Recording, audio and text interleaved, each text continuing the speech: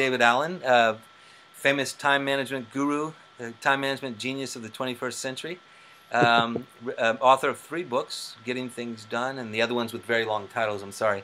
And I'd have to point out that David was perfectly on time, exactly as requested. And I'd like to ask a few questions about getting things done.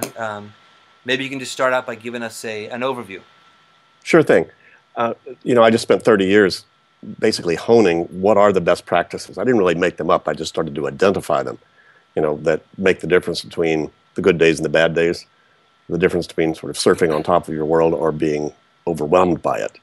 And half a beat ahead and half a beat behind is only 1 beat difference.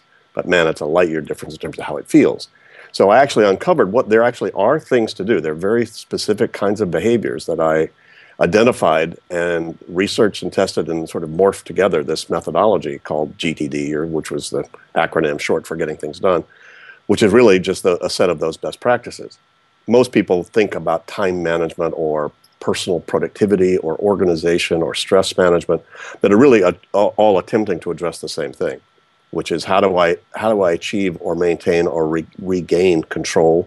How do I achieve, maintain, or regain focus? So control and focus, you know, are the 2 key elements of self-management as well as organizational management. So the only time you think you need to do any of this is when you need to get things more under control or things more focused. And I just discovered the algorithm that actually produces that. Mm-hmm. Okay. Can you describe the algorithm? Sure. Quite simply, there's what we call the 5-step process to how you get something under control. You need to capture the stuff that's not on cruise control. You need to clarify exactly what those things are, what they mean, what you're going to do about them, if anything. You need to organize the results in appropriate categories so you don't have to keep rethinking what these things mean.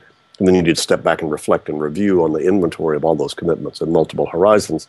So then you make good, trusted, intuitive choices about how you engage your focus, your attention, and your resources, as opposed to be driven by latest and loudest and hope that what you're doing is right.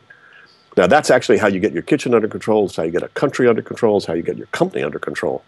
I just identified those, and those 5 steps actually are quite different steps. It's not just go get organized or go set priorities. That's way too simplistic, and you'll implode if you just try to do that. But each one of those steps we've identified as a specific pattern of behavior or things to do with specific techniques, and they're different from each other. Mm-hmm. In other words, capturing thoughts and ideas and potentially meaningful things is very different than organizing the results of thinking through those things. Mm-hmm. Okay.